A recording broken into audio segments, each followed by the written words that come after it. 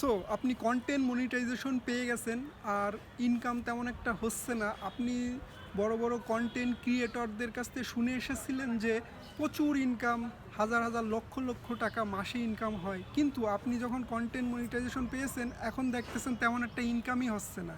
আপনি দুশ্চিন্তায় পড়ে গেছেন, আপনি হতাশ হয়ে যাচ্ছেন। সো আপনি হতাশ না হয়ে কিভাবে ইনকামটা বৃদ্ধি করতে পারেন, আর ইনকাম বৃদ্ধি করার অন্যতম প্রসেসটা কি, শুধুমাত্র একটি প্রসেসের কথাই বলবো, আর সেই প্রসেসটা যদি আপনি অবলম্বন করে এগোতে পারেন 100% আপনি ফেসবুক থেকে ইনকাম করতে পারবেন। এখন না হোক 6 মাস পরে 100% ইনকাম করতে পারবেন। সো ভিডিওটা প্রথম থেকে শেষ পর্যন্ত দেখুন, আশা করা যায় বুঝতে পারবেন কি সেই জিনিসটা। প্রথমে বলে রাখি, কন্টেন্ট মনিটাইজেশন বর্তমানে সকলেই পেতে চাচ্ছে, আর ধৈর্য ধারণ করুন। যারা পাননি 100% শিওর থাকুন যে আপনারা যদি ফেসবুকের গাইডলাইন অনুযায়ী কাজ করে যান সেক্ষেত্রে আপনারা কন্টেন্ট মনিটাইজেশন পাবেন। এখন যাদের ফলোয়ার কম, যারা তেমন একটা ফলোয়ার নেই, নতুন নিউ কামার, তারা যদি কন্টেন্ট মনিটাইজেশন পেয়ে যায় সেক্ষেত্রে তাদের ইনকামের দিক থেকে তারা হতাশ হয়ে যাবে। আর যাদের প্রচুর ফলোয়ার আছে, হ্যাঁ, হাজার হাজার লক্ষ লক্ষ, তারা কিন্তু ইনকাম করতেই পারবে 100%, তারা অনেক অনেক ইনকাম করতে পারবে। কিন্তু যারা ছোট ইউজার বা নিউ ইউজার, তারা কি করবে? সো তাদের জন্যই বলতেছি যে আপনাকে যেটা করতে হবে মূলত এঙ্গেজমেন্ট বৃদ্ধি করতে হবে, ফলোয়ার বৃদ্ধি করতে হবে, আপনার ভিউজ বৃদ্ধি করতে হবে। আর এই সবগুলো ডিপেন্ড করবে একটি মাত্র জিনিসের উপর, আর সেটা হলো রিচ।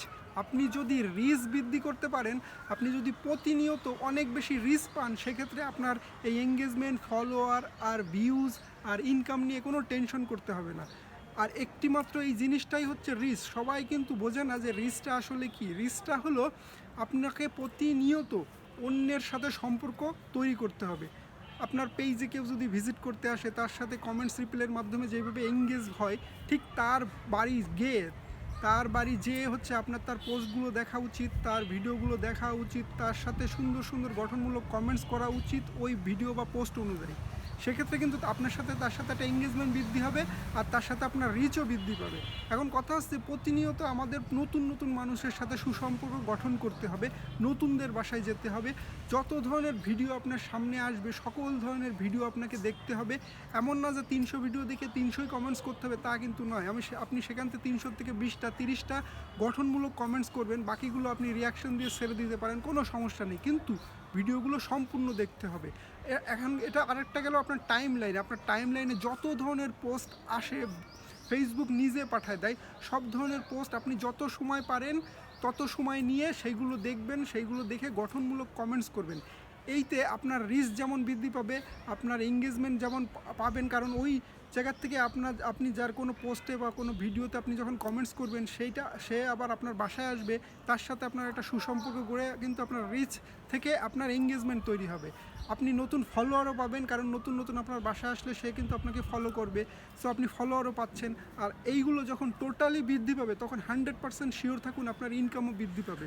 সো এখন যেহেতু আপনি কন্টেন্ট মনিটাইজেশন পেয়ে গেছেন, আপনি রিচের দিকে ফোকাস করুন।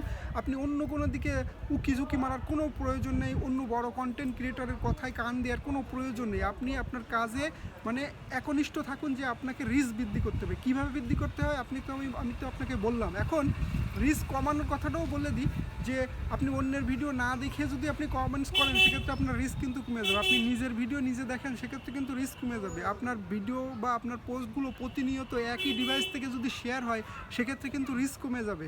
আপনার একই ওয়াইফাই থেকে যদি সকলে মিলে আপনার ভিডিওই দেখেন সেক্ষেত্রে কিন্তু রিস্ক কমায় দেবে। সো আজকের আলোচনা মোটামুটি এই পর্যন্ত থাকুক, কারণ লম্বা ভিডিও তো আপনারা দেখবেন না। সো ধন্যবাদ সবাইকে।